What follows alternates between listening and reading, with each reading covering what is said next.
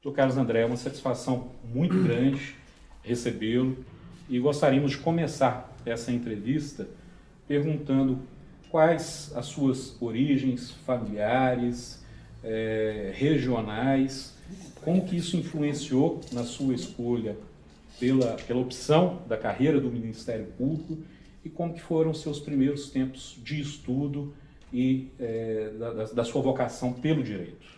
Eu sou nascido em Belo Horizonte, filho de pais que vieram do Rio de Janeiro. Depois que se casaram, vieram para Belo Horizonte e nós todos, 5 irmãos, nascemos aqui na capital mineira. Ingressei na faculdade com 18, 17 anos e não para estudar direito, mas para estudar engenharia metalúrgica. Por quê? Porque meus parentes, pai e avô, ambos eram engenheiros, e dentro da minha casa não havia muito direcionamento para o direito, havia direcionamento para engenharia, para ciências exatas. E com isso eu fiz vestibular para a faculdade, para o UFMG, ingressei lá com 17 anos de idade e permaneci ali por 1 ano e meio, estudando aqui no campus da Pampulha. Bem, mas não, definitivamente não era a minha vocação, estudar cálculo, química orgânica, química inorgânica e coisas do gênero, física e tal. Quando 1 ano e pouco após ter ingressado, eu já abandonei o curso, já estudei 2 ou 3 meses, já fiz vestibular. O vestibular de meio de ano que existia era o vestibular da PUC. E já ingressei na PUC sem perda de tempo, que era o meu objetivo, era não perder mais tempo, já que tinha perdido aquele 1 ano e pouco, que já me incomodava. Então, fiz o curso de 5 anos, onde na PUC aqui do Coração Eucarístico, e dali estudando de uma forma muito dedicada, até mesmo porque já tinha abandonado um curso e queria fazer outro, por opção minha, muito bem feito. E aí tive um aproveitamento muito positivo, até obtive até o melhor aproveitamento entre todos os alunos que se formaram naquele período. E logo em seguida já trabalhava naquele tempo ainda como estudante no escritório de advocacia aqui de Belo Horizonte, que era um escritório com pessoas de bom preparo, jurídico, e que poderia até ter permanecido lá na advocacia. E logo depois então fiz o concurso, terminei o curso de pós-graduação, bateu direitinho, já fiz o concurso e entrei. O que pode ter conduzido a isso foi a questão da minha própria formação, porque tanto meu pai quanto minha mãe, meus avós, etc., sempre foram pessoas muito corretas, e muito, isso foi nos transmitido a todos. Então, nós todos na minha casa fomos criados dentro de um ambiente de seriedade e de rigidez. Bom, e o Ministério Público, dentro do seu perfil, se encaixa muito bem dentro disso tudo aí, dentro dessa situação. Agora seria importante, Carlos André, esse período nosso de preparação, nós todos passamos por esse período de preparação para ingresso na carreira do Ministério Público, o concurso que a gente faz, aquelas dificuldades, tudo isso costuma marcar muito na nossa vida. E outra coisa que é importante também, a passagem pelas primeiras comarcas, os primeiros desafios, o primeiro júri, a ambientação. Você saiu de Belo Horizonte, começou a carreira no interior. Como que foram esses primeiros tempos, esse desafio, e como que isso contribuiu para a sua formação enquanto profissional? Bom, o tempo de preparação, na verdade, praticamente não houve, porque para ingresso na instituição, porque a minha preparação foi durante o curso de graduação. Estudando sistematicamente durante 5 anos, quando acabou o curso de Direito, eu efetivamente estava preparado, porque não precisei de nada além dos 5 anos da faculdade, porque os meus 5 anos da faculdade foram muito bem aproveitados. Então foi muito rápido até, foi o tempo de formar e depois já de ingressar e começar a fazer a prova, e ia sendo aprovado, porque era o resultado do tempo de faculdade, Isso foi a história. Bom, aí uma vez aprovado, fui a primeira comarca foi Ibiraci, né? Ibiraci no próximo a Cássia, próximo a Passos, ali naquela região, na divisa com a São Paulo. Na época você tinha que ir a Cássia, a Passos, a Cássia e depois numa estrada de terra para Ibiraci. Não sei se há hoje esse asfalto ou não há. Ou ir a São Paulo até Franca e de Franca você voltava para Ibiraci. E é ali que eu tomei contato com os primeiros inquéritos policiais que eu nunca tinha visto, ou seja, eu não atuava nessa área, né? Minha experiência de escritório de advocacia antes era civil, trabalhista e até comercial, mas nunca criminal. Mas permaneci muito pouco tempo. Uma cidade muito pacata, fiquei ali durante poucos meses, mas foi a primeira adaptação. E depois já fui em seguida para Diamantina. Aí sim, Diamantina é um local já com uma estrutura e uma característica histórica, né, mais peculiar e mais que eu já estava mais habituado em termos de região dentro de Minas Gerais e que foi bastante agradável, então, portanto, bastante positivo ter ido para lá. Mas e ali foi o começo efetivo, porque tinha que responder por Diamantina e tinha que responder por Itamarandi. Não existia, né, promotor no estado, né, para todas as comarcas, como não até hoje. E o fato é que depois de uma semana que eu cheguei em Diamantina, mal tinha chegado na cidade, ocorreu um fato que marcou, porque nós éramos muito novos, né, muito ainda, né, inexperientes na carreira, e o delegado regional, né, praticou um crime de homicídio contra um cidadão na praça principal de Diamantina, com uma semana que eu estava em Diamantina. E era o regional, muito bem, ele deixou a comarca. E aquilo azedou absolutamente a relação entre o Ministério Público e a polícia, nesses primeiros dias de trabalho em Diamantina. Nós tivemos que conduzir o inquérito, eu que tinha que conduzir, e depois foi necessário realizar o júri do delegado regional. Num contexto, então, muito complicado, em que havia o delegado da Corregedoria veio de Belo Horizonte, já era um sujeito muito mais experiente com a gente. Aquilo foi a entrada em Diamantina, foi esse episódio, né, que começou dessa forma.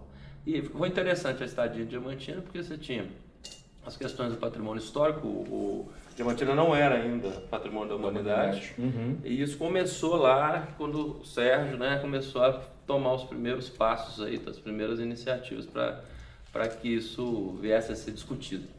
E na área ambiental também o problema era muito sério, com garimpos e as consequências, né, danosas que ele traz, mas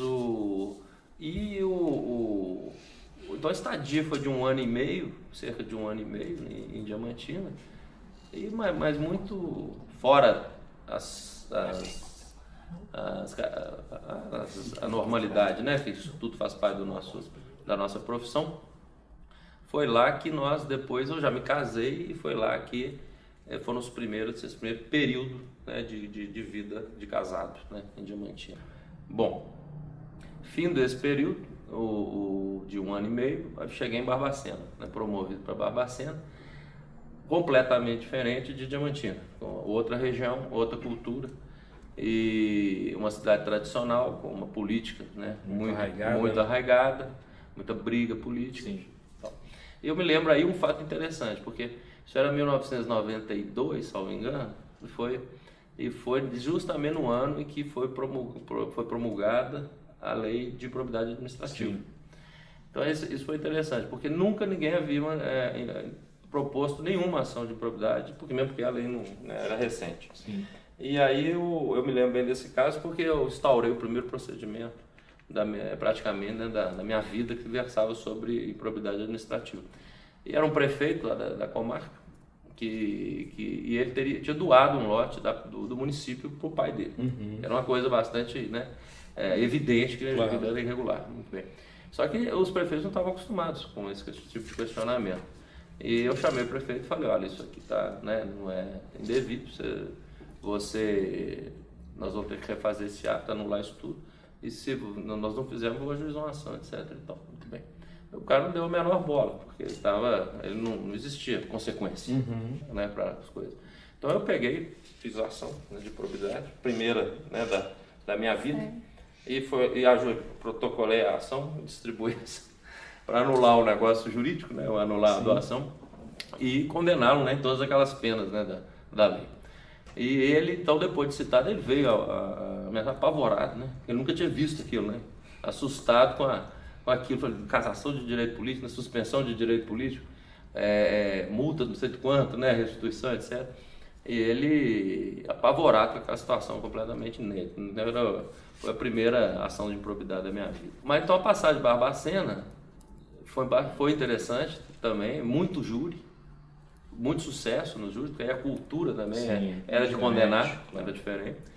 Dava aula na faculdade de Barbacena, a então FUPAC, era apenas uma fundação, né? Depois virou Unipac. Unipac, exato. E se espalhou pelo estado afora, mas naquela época era só ali, em Barbacena. Depois desse período de Barbacena, então aí a promoção para Belo Horizonte. E da promoção para Belo Horizonte, chegando aqui como todos, para trabalhar na pouco período nas varas de família, depois na promotoria de fazenda pública, que era a área que eu já tinha mais gosto, sempre foi a área pública. Dali houve uma breve passagem numa coordenação do Fórum Lafayette, que precisava de alguém para coordenar, e eu me lembro que isso bateu mais ou menos logo depois com o período de mudança aqui no Ministério Público, que teve início a administração do Dr. Nedens, né? Então eu assumi esse caos geral. Foi no início da administração do Dr. Nedens, que precisava formar uma equipe vindo de uma situação de crise. E então eu precisava de uma pessoa para dirigir essa central, que seria um CAU que atenderia a todas as áreas. Imagina isso na situação de hoje, né? Você tem um impensável, né? Impensável. Então era o CAU que tinha uma pequena equipe, me lembro, 2 a 3 médicos que fariam as perícias médicas todas. Não me lembro se tinha engenheiro, acho que talvez um, e uns 2 a 3 contadores, e você tinha que então se virar ali para atender, tentar elaborar alguma coisa, né? alguma diretriz, alguma forma de trabalho. Bom, ou seja, não existia nenhuma estrutura de apoio para promotores de justiça no Estado, né? E até ali também todos os promotores do Estado trabalhavam absolutamente sozinhos nas suas comarcas, porque não existia mesmo nada que fosse apoio. Então, dali para diante, como a gente vinha de uma crise que envolvia a questão dos caça-níqueis, o que eu me recordo, que eu montei e que executei com mais dedicação, foi uma grande operação aqui em Belo Horizonte e na região metropolitana inteira, e também largando braços para o interior do estado, e que nós fechamos em combinação com Receita Federal, Polícia Federal, e Polícia Militar, Civil de Minas e tudo mais. Nós fechamos todos os bingos que tinham aqui na região metropolitana inteira, numa noite só, num dia, né, numa madrugada até de noite. E saímos com equipes imensas aprendendo todos os caça-níqueis da cidade, todos os estabelecimentos, todos os bares, todos os lugares. E não havia nem caminhão para pôr tanta máquina de caça-níquel que foi apreendido. Então nós soltamos, tinha representantes em vários lugares, acho que nós fechamos uns 25, não me lembro o número, de 25 a 30 bingos em todas as cidades. Entramos num horário, não me recordo exatamente os bingos, acho que foi no início da tarde nos bingos, então já tinha gente lá dentro, todo mundo foi autuado ali, vamos dizer, e recolhido todos aqueles equipamentos, fechamos todos.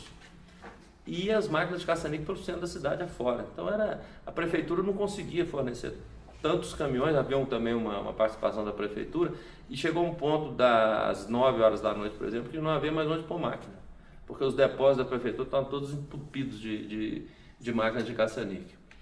Então foi uma resposta que nós demos aqui no Ministério Público para o episódio que ocorreu no passado, né, recente, naquele momento. Aí passei alguns anos ali no patrimônio público como promotor, e depois cumulando também com o centro de apoio em algumas ocasiões. Depois dessa etapa teve início a administração do Jarbas, e com isso eu assumi a chefia de gabinete. Aí nós já estamos chegando num ponto mais próximo aqui, né? E uma administração que começou com um procurador-geral muito jovem também, e que precisou mostrar serviço, mostrar resultado. E o resultado veio rápido. Então era uma equipe composta pelo Badini, eu, Paulo Roberto Cansado, a Elaine Parisi, né? E todos com pouca experiência, vamos dizer, administrativa, para poder tocar a Procuradoria-Geral, que já não era pequena. E dali que nós vimos aí toda a necessidade de estruturação. Não existia sede própria no interior, não existia, aqui existe a torre número 1, mas havia uma demanda muito grande por estruturação. Os centros de apoio já tinham sido formatados na administração do anterior, do Neles, mas precisavam de ganhar impulso também. E nós tínhamos na chefia de gabinete o problema básico, que era: não havia promotor no norte, nem no noroeste, nem no Vale de Jequitinhonha, nem na região central. Só havia promotor da linha de, vamos dizer, de Curvelo para baixo. A situação era muito complicada. Aí, com isso, não havia concurso feito para poder dar provimento, e não tínhamos servidores, quase nenhum na casa, para poder dar apoio também. Então é o seguinte, nós começamos a fazer concurso e fomos nomeando durante 12 anos, né? 10 anos seguidos. Com isso nós avançamos, acho que de uns 600 promotores mais ou menos para 1.000. Nesse período de chefia de gabinete foi o período que o Ministério Público começou, portanto, começou essa gestão até hoje praticada de fazer o promotor chegar nessas regiões todas que não tinha e mantê-los lá. Claro. E o Ministério Público foi crescendo, construindo. Aí o projeto de sedes próprias foi caminhando. E com o fim da gestão, faltando 6 meses para terminar a gestão do Jarbas, foi quando era necessário decidir quem que seria o candidato a procurador-geral. Então poderia ser eu, como poderia ser o Alceu. E foi um ato de muita grandeza de sua parte naquela oportunidade, embora a gente soubesse da sua ligação com o Jarbas, a ligação pessoal que você tinha com o procurador-geral. Se a gente pudesse dizer, não estou avaliando nenhum outro aspecto, senão a relação propriamente pessoal que o senhor desfrutava com o Jarbas, indicaria que seria o substituto, e isso seria também aceito pela classe. Mas eu me lembro muito bem nas conversas que tive com você, na chefia de gabinete, e você mostrou uma característica, foi um ato de nobreza muito grande. E eu queria que você falasse, esmiuçasse para nós aqui, porque para o mundo externo, para quem não estava participando daquele ato, parecia que havia uma grande disputa entre Alceu e Carlos André para quem seria o procurador-geral. E, na verdade, a gente que estava dentro sabia que não existia essa questão. Bom, eu acho o seguinte, que administrar o Ministério Público é um desafio e uma responsabilidade que tem que ser muito bem medida pelo candidato. Uma coisa é você querer, outra coisa é você estar apto naquele momento a exercer esse cargo, porque não é um cargo fácil. Eu sempre digo que desde o dia do início até o dia que terminar, tenho certeza, não houve nenhum dia em que não surgisse uma situação delicada que pudesse levar prejuízo à instituição. Ou seja, mal decidida geraria uma consequência, e questões graves que, se mal decididas, poderiam pôr por terra a instituição. Né? Para a pessoa efetivamente se colocar como candidato, ela precisa ter primeiro uma autoavaliação de possibilidade efetiva de administrar bem, porque do seu acerto dependem as vidas de 4.000 pessoas, né? Algo em torno de 4.000 pessoas. Se você administrar mal... Diretamente, né? Fora os dependentes. Se você administrar mal, vai faltar estrutura de trabalho e até meios de subsistência para essas 4.000 pessoas. Acho um erro muito grande, efetivamente, pessoas colocar como candidato a procurador-geral sem ter tido determinadas experiências aqui dentro. Isso é uma temeridade, praticamente, para a instituição. E por isso é que naquele momento, para mim, estava muito claro, né, que o Alceu já estava num patamar de preparo e de experiência superior ao meu. E Então, e foi nesse contexto que eu achei que ele teria mais condições de administrar a instituição, como efetivamente teve, né?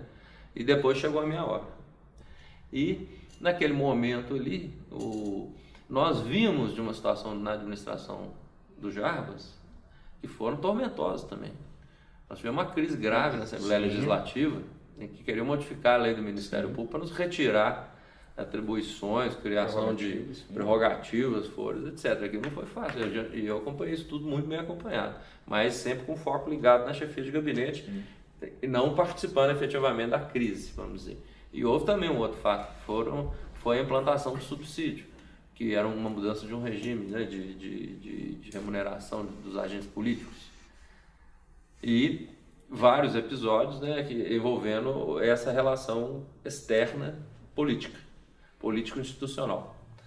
Bom, nesse contexto eu achei mais, né, adequado que fosse o Alceu candidato.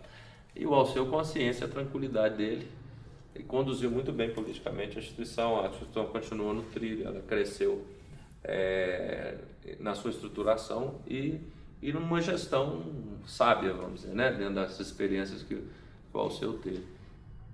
Dali para frente, quando teve início a administração do Alceu, eu, ao invés de continuar na administração, retornei para o CAU Patrimônio Público, que sempre foi a área que eu gostei. E dali eu tinha o objetivo de estruturar melhor, criar um conselho estratégico, eu lembro que foi criado, para que a gente tivesse e ouvisse todos os promotores do Estado, representantes, e viajei o Estado inteiro com esse propósito. E durante esses 2 anos no CAU, desenvolvemos algumas ações coordenadas, né, com coisa que também nunca tinha sido feita. Por quê? Para que o Ministério Público tivesse uma estruturação de investigações e de providências uniformes no Estado inteiro. Isso funcionou bem e foi além, né, das questões do dia a dia, né, de apoio, né, aos promotores de justiça de todo o Estado na área de defesa do patrimônio público. Esse período durou algo em torno de 2 anos, durante a gestão do Alceu, quando eu assumi, já nos últimos 2 anos, a Procuradoria-Geral Adjunta Administrativa. Bom, ali eu me preocupei, como era para ingressar, vamos dizer, na administração, no orçamento e na ordenação de despesa propriamente dita, ali eu me preocupei em averiguar a regularidade de todos os pagamentos da nossa instituição, pois eu mexia com o Estado do Patrimônio Público, era cobrando dos prefeitos de todo mundo, etc. Eu falei, bom, aqui, já que eu vou ter que ser responsável por isso, quero ver se está tudo certo. Foi quando a gente então tomou providência, eu quis saber desses pagamentos todos de passivos, créditos devidos a aposentados, a ativos, etc.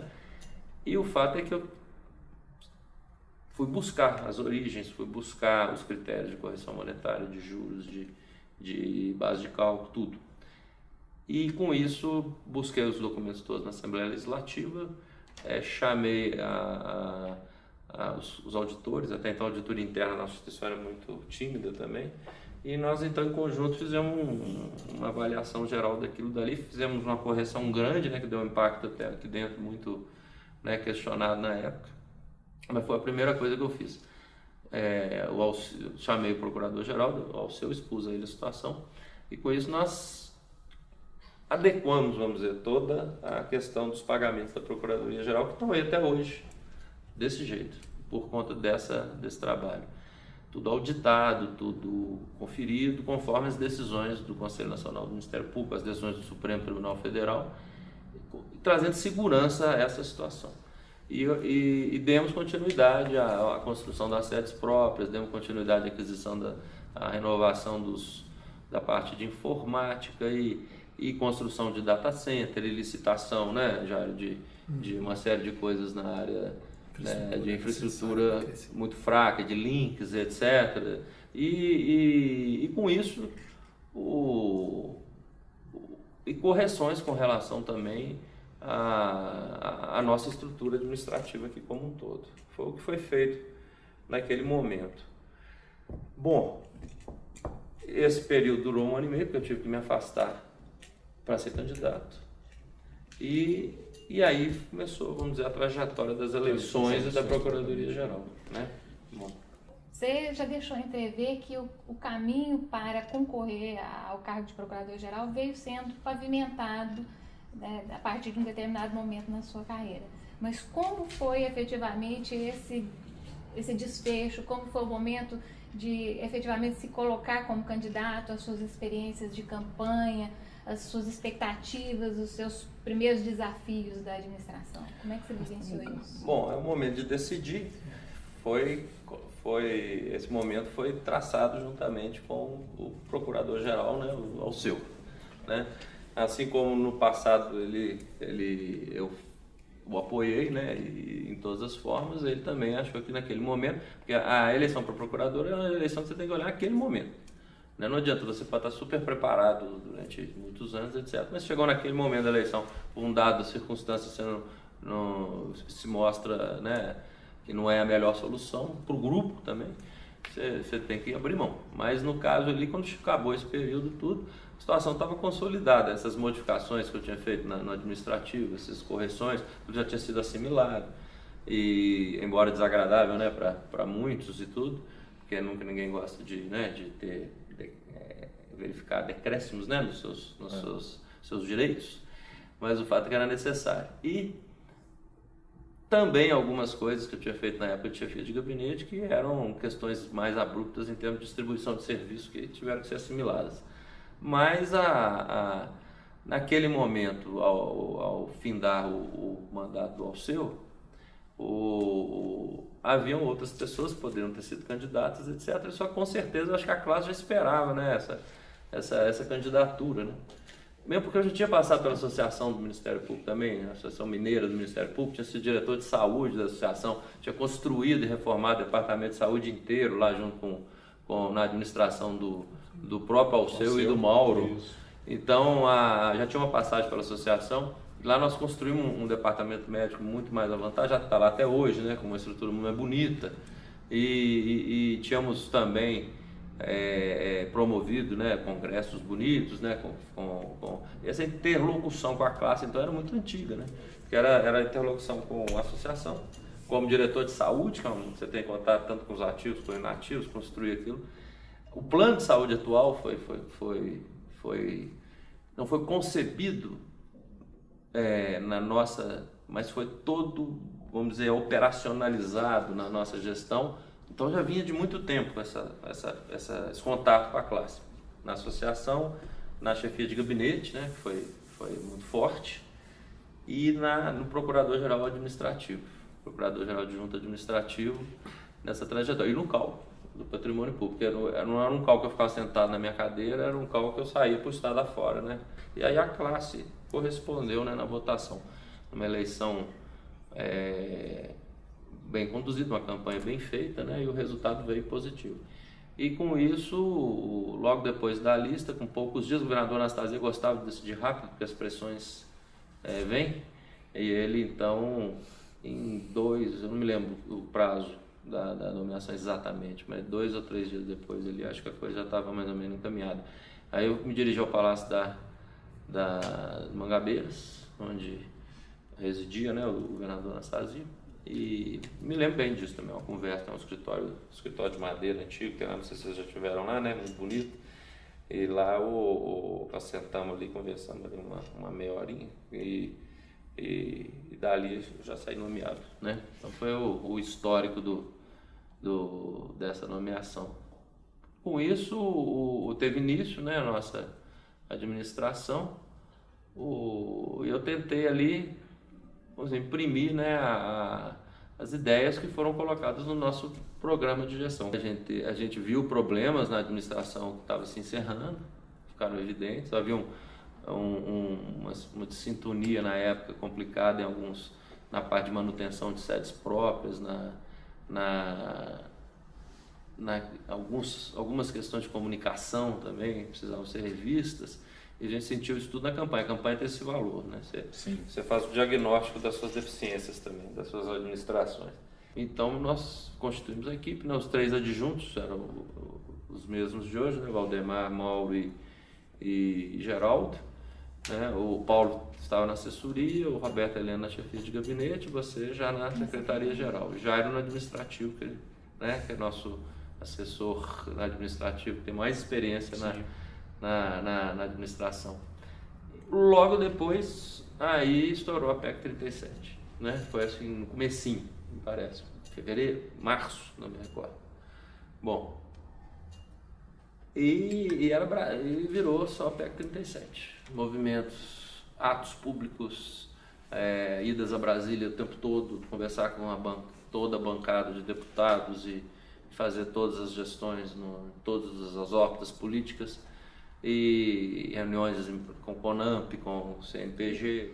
Mas e nós fomos fazendo aquele esforço, até o MPF também, os procuradores da República, todo mundo, o esforço ia ser absolutamente em vão, porque a PEC com certeza iria ser aprovada, porque havia um movimento fortíssimo, né, para retirar os poderes de investigação do Ministério Público.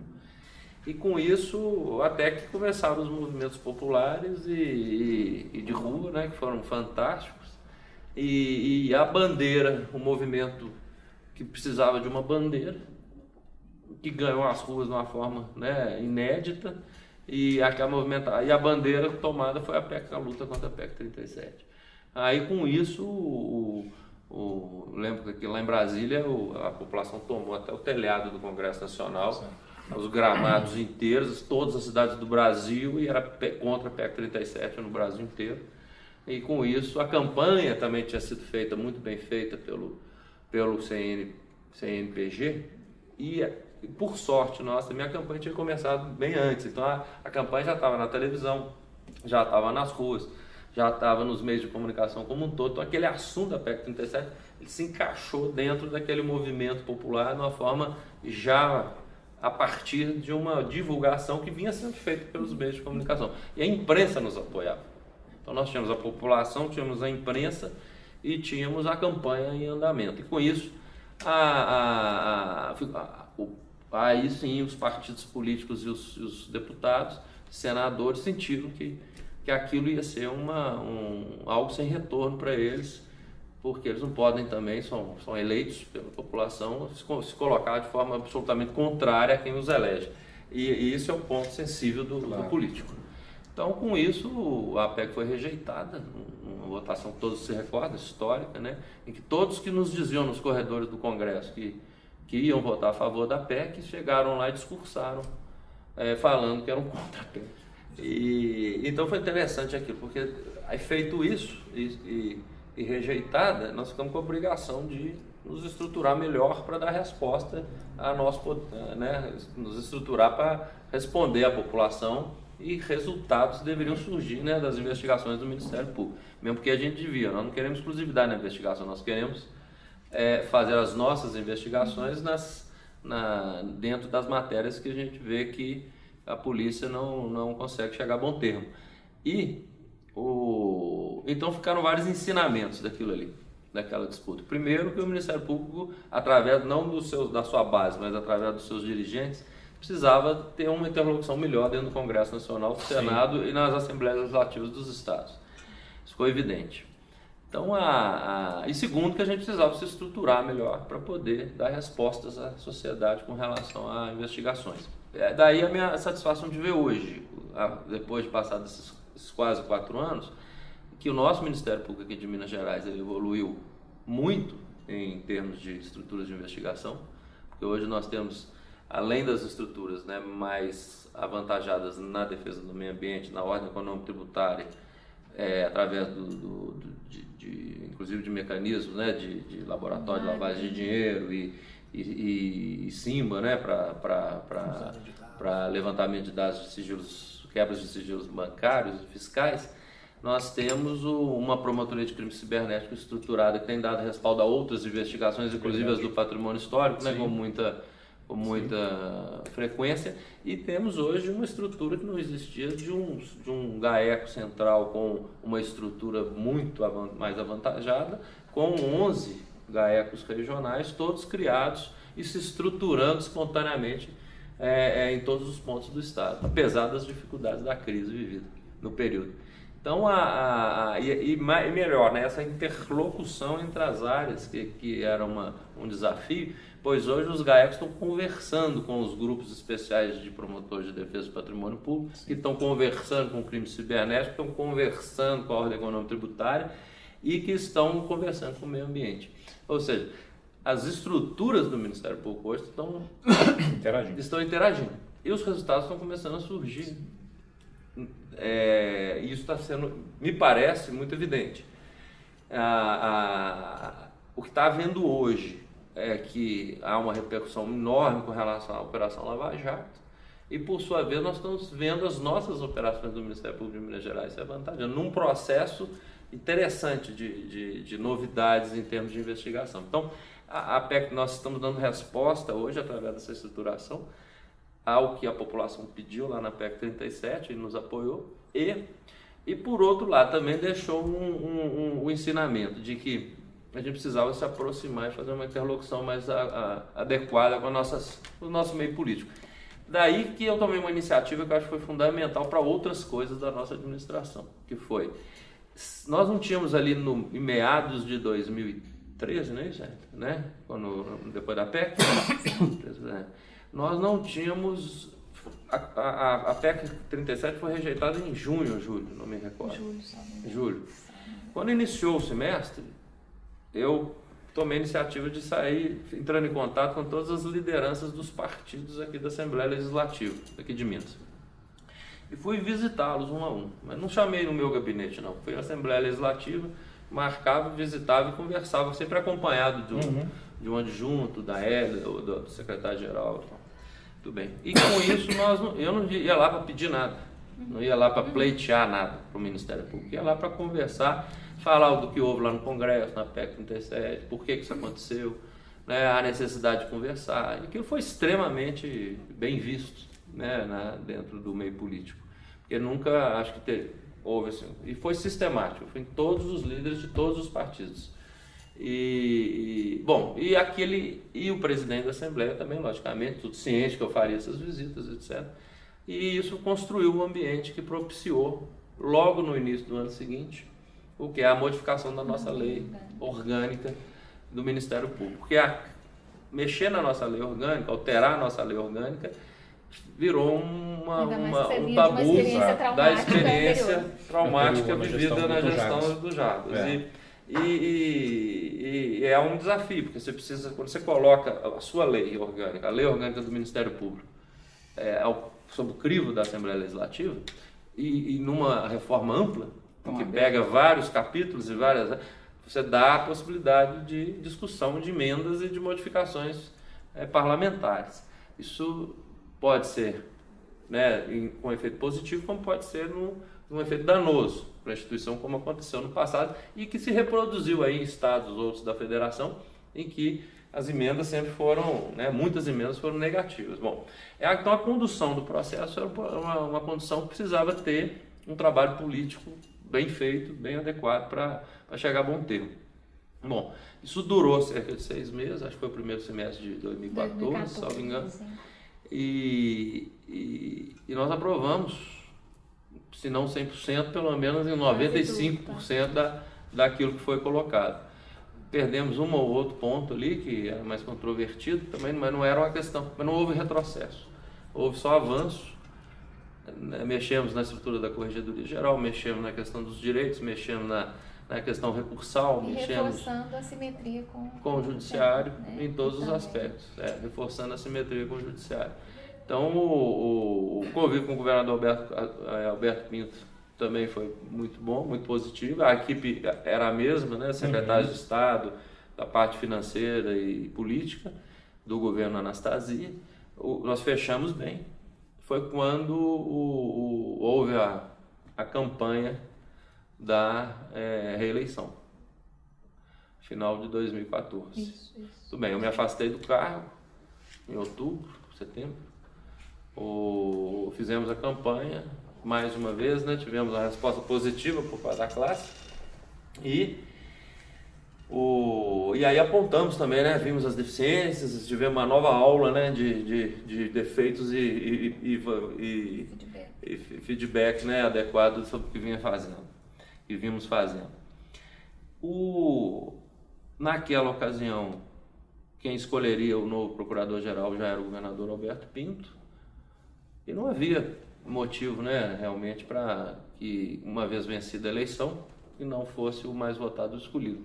Então nós obtivemos sucesso, a nomeação saiu no mesmo dia praticamente, e nós fizemos então uma solenidade de posse lá no Teatro Francisco Nunes, né, num ambiente que não era de modificação política do Estado de Minas Gerais. Logo após, o governador Pimentel já tinha sido eleito e aguardava a posse no dia 1º de janeiro. Então nós estávamos vivendo um momento de transição e que começou a ir na construção de um momento de choque político, evidente, porque o partido, o PT era um partido tradicionalmente de oposição em Minas Gerais, e não aceitava o orçamento colocado pelo governador Alberto Pinto, apontando nele uma superestimativa de receitas e subestimativa de despesas, e que haveria um rombo de 7 bilhões de reais nas contas do governo, no orçamento, né, do governo para 2015, que seria o primeiro ano de governo do governador Pimentel. Com isso, nós não aprovamos o orçamento, assim como todos os poderes do Estado. E ingressamos no dia 1º de janeiro, me lembro que um procurador-geral, início do segundo mandato, escolhido pelo governador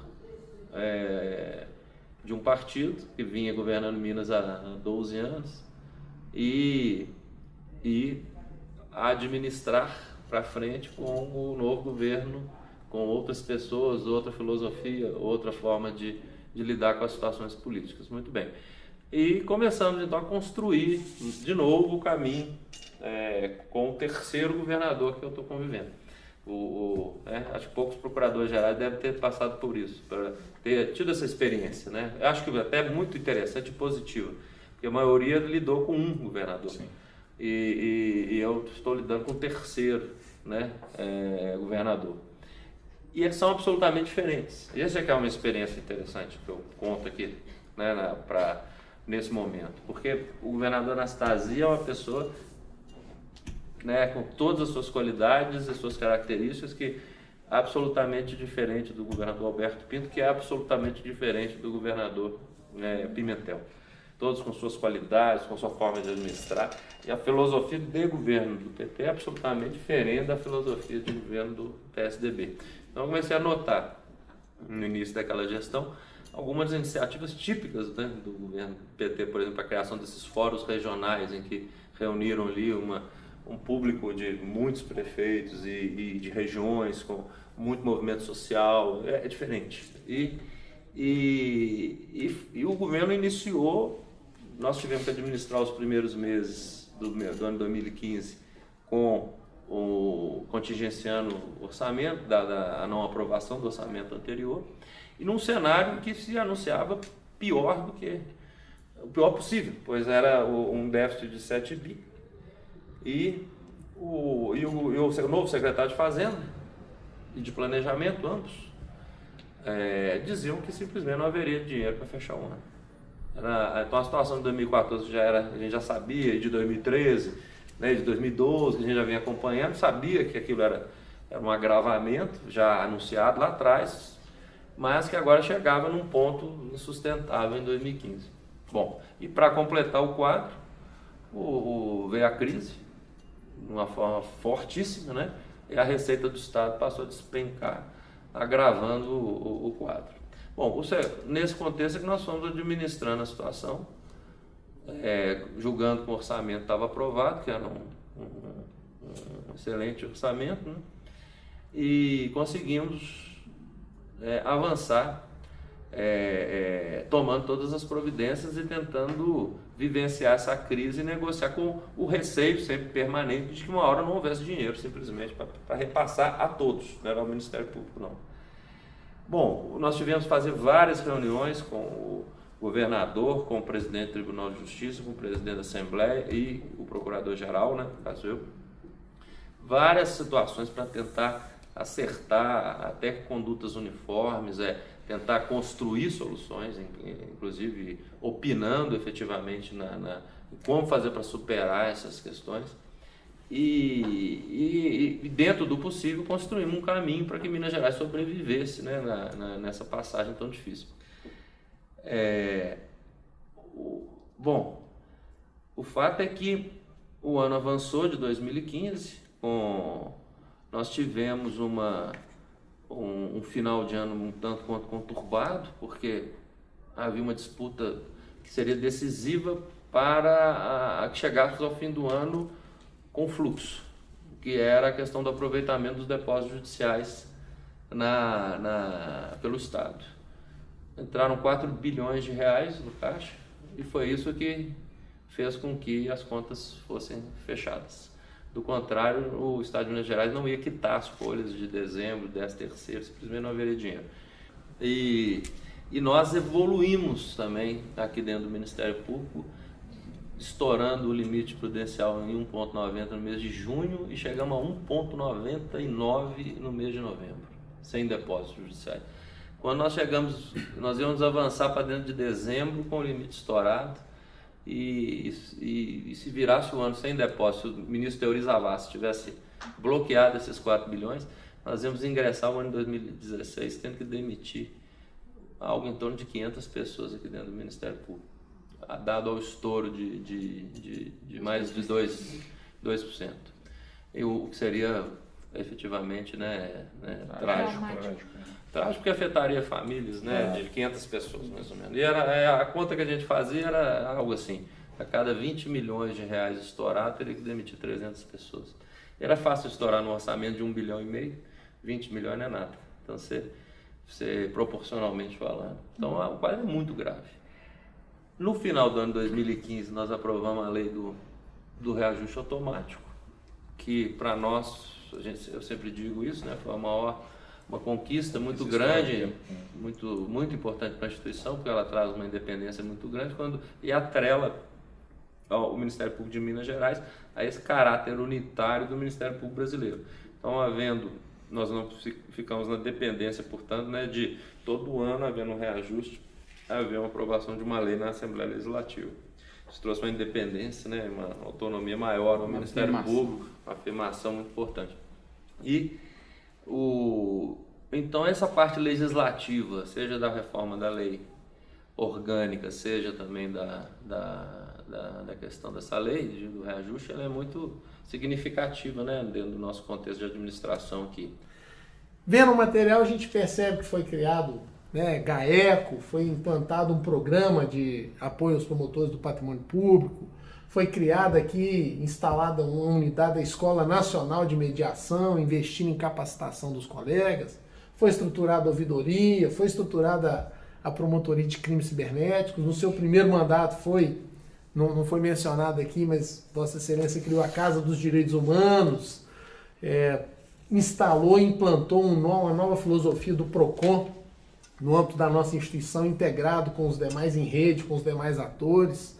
Enfim, eu gostaria que você falasse um pouquinho dessa ênfase na atividade finalística e escolhesse dentre os tantos exemplos, talvez no patrimônio público, aquele que te dá aquele gosto melhor de poder, embora estando administrando, poder sentir o gostinho da atividade finalística da instituição. Então, eu acredito que por exemplo, ao entrar, a área de direitos humanos não tinha, vamos dizer, o aporte e a estrutura necessária a fazer o que faz hoje.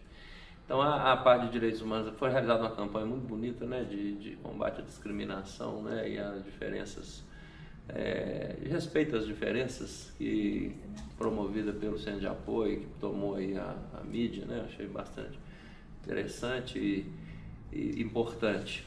E também com várias passagens, que envolveram, a movimentação popular, a questão das invasões e das ocupações, Então, o trabalho também na área de mediação sanitária é espetacular, E eu creio que é o melhor do Brasil, com certeza, na área de defesa da saúde, dos interesses da população na matéria saúde. Na área ambiental, ocorreu um fato gravíssimo esse ano, que é o rompimento da barragem da Samarco, que dentro de todo esse cenário aqui já relatado, e que a área específica de defesa do meio ambiente está tratando, né, com o maior profissionalismo. A questão do PROCON, da defesa do consumidor, no Ministério Público de Minas Gerais se firmou na sua atribuição e na sua competência, com a inauguração de uma nova sede, com a superação de uma discussão negativa para o Ministério Público, que era se deveria ou não atuar na área administrativa, além da tradicional atividade, né, na defesa de direito difuso. E isso, para mim, sempre foi muito claro, porque eu não sei como nós abriríamos mão no Ministério Público de atuar efetivamente através da atividade administrativa de interdição, de aplicação de multas, com um poder muito grande, e o Ministério Público se firmou nisso, superando essa discussão institucional muito negativa, ao meu ver. E, bom, com relação à estrutura na defesa do patrimônio público, como dito, sempre foi o meu objetivo, assim, sempre tive uma simpatia especial pela área, né, foi a minha área de formação, e eu vejo com satisfação isso tudo que nós fizemos. Eu vejo hoje uma estrutura muito mais avantajada do que existia. Então, acho que fundamental hoje para o procurador-geral é ter uma equipe que possa dar conta disso tudo, porque e cada vez mais eu vejo isso, que para se colocar e para administrar a instituição, o procurador-geral vai precisar de ter bons nomes nos centros de apoio e bons nomes na nossa equipe aqui de administração superior. O que você acha que vai ser do futuro da instituição nessas áreas mais espinhosas, como o meio ambiente, que nós já temos uma estrutura formada, talvez a melhor delas, mas o que o senhor projeta para um futuro em termos de regionalização da nossa atuação? O que o senhor acha que vai ser o caminho do Ministério Público? Ou esse é um caminho que talvez a gente tenha que dar uma recuada com fortalecimento da nossa presença maior nas comarcas? Esse é um ponto que precisa ser visto. Acho que os próximos procuradores gerais precisam muito ter cuidado para não criar estruturas, né? Além desse arcabouço, pelo menos até que haja promotores nessas 50, 70 comarcas. Acho que é necessário sempre discutir. Isso é um desafio muito grande no Ministério Público, não sei se vai ser alcançado, mas fazer alinhamento, né, das questões dentro dos fóruns de resultados, ou seja, tentar alinhar as áreas que não se conversam, né, dada a cultura mais dinamizada da independência funcional. Mas, como dito, se isso vai ter que ser feito sempre através de uma estrutura de administração superior adequada, pois o procurador-geral dificilmente vai conseguir abraçar todas as áreas e conseguir chegar a bom termo se for assumir pessoalmente todas as atividades. O trabalho é de uma dimensão de tal ordem que essas estruturas criadas, por exemplo, eu exemplifico de novo no patrimônio público, ela foi muito positiva, mas ainda insuficiente. Então é preciso, e nós estamos lidando e precisamos desenvolver uma cultura aqui dentro que já é muito falada por promotores próximos, né? Que nós precisamos trabalhar muito bem essa questão de números, talvez até fosse algo bom para se fechar esse mandato, né? De que a nossa corregedoria também, em conversas com a Procuradoria, conseguisse então desenvolver uma linha no sentido de permitir que os promotores não se dediquem a questões de menor importância e evitem com isso a instauração de uma massa de inquéritos civis públicos cujo resultado vai ser muito singelo ou inexistente, para que a força de trabalho se volte para questões de maior importância e depois é impossível abraçar o universo. Como foi bem colocado aqui, a sua família não tem uma trilha no direito. Isso. Mas eu acho que a gente falou muito desse aspecto profissional e tudo mais, e a gente não evitou, talvez, tocar num ponto fundamental, que é o aspecto família, porque, como disse o Jairo, o senhor é um exemplo para todos nós em todos os sentidos, inclusive familiar. Tem uma vida exemplo para todos nós. Como é que é hoje a convivência? Inspirou muito os seus filhos? Que hoje, depois de não ter uma família, eu sei que aí se há uma virada de bandeira, se há hoje isso mudou a vida familiar. Com como é que foi certeza, essa inserção aí? Hoje eu tenho 2 filhos estudando Direito, né? Então, uma na medicina, 2 no Direito. Então, há uma... Bom, eles sentem, né? Desde pequenos, né? Sentem o fluxo desse cargo, né? E dessas responsabilidades. Então, a mídia, as notícias, né, frequentemente divulgadas, os assuntos, ainda mais agora com essa politização enorme, né, que o Brasil está sofrendo com essa questão toda do impeachment e da Lava Jato. Então, os mais novos ainda, até bem jovens, já estão se inserindo dentro dessas discussões políticas. E dentro de casa não é diferente, né? Eles têm acompanhado tudo, discutem tudo, né, questionam tudo.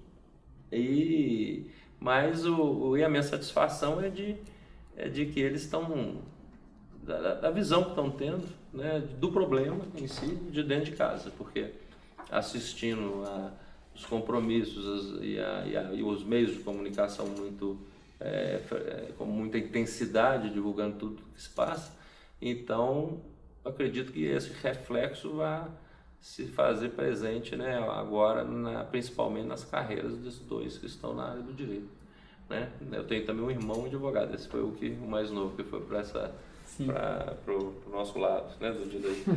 Mas o que você, Carlos André, procurador, e você, Carlos André, leva dessa experiência?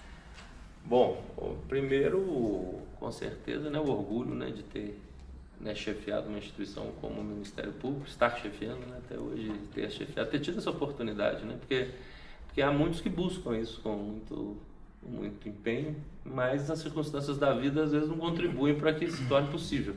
E no meu caso, posso dizer, né, nunca foi o meu, eu não busquei isso como um objetivo final de vida, mas isso foi sendo construído e ocorreu.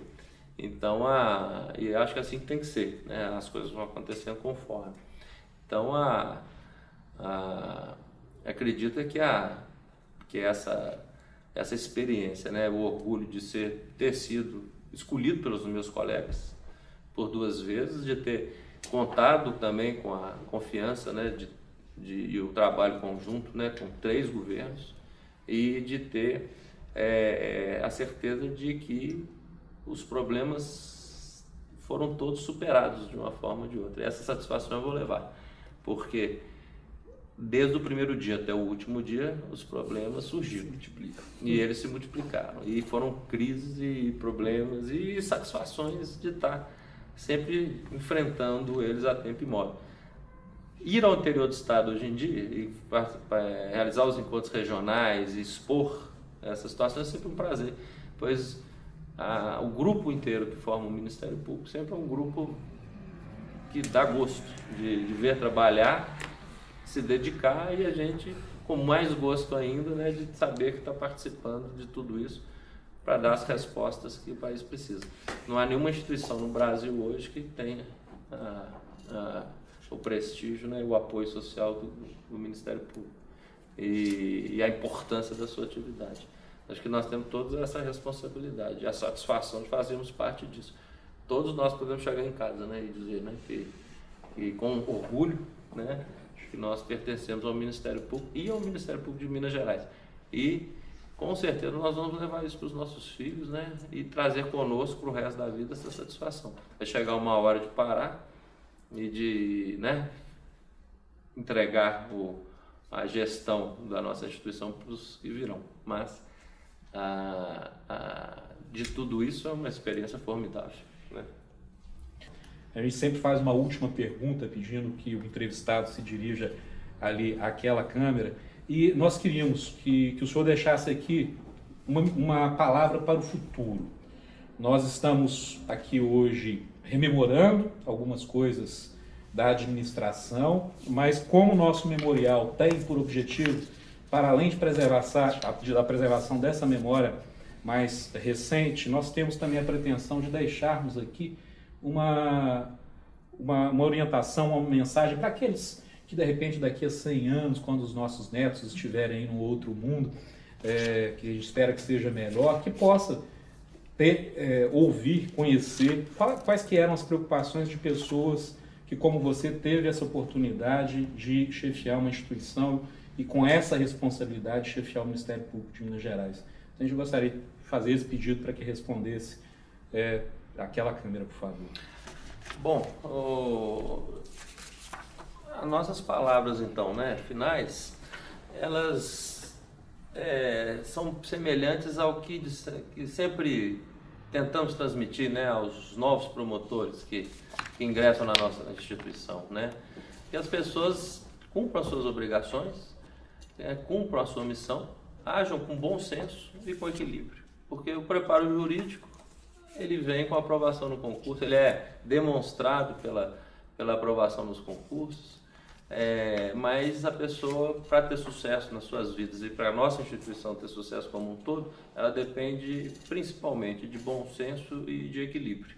E que se o Ministério Público tiver equilíbrio, bom senso, né, e um acerto nas suas decisões, nas suas negociações, vai haver sucesso, né? Dentro do Ministério Público, né? E para a vida como um todo, né? A felicidade, na verdade, é a certeza, né, da missão cumprida.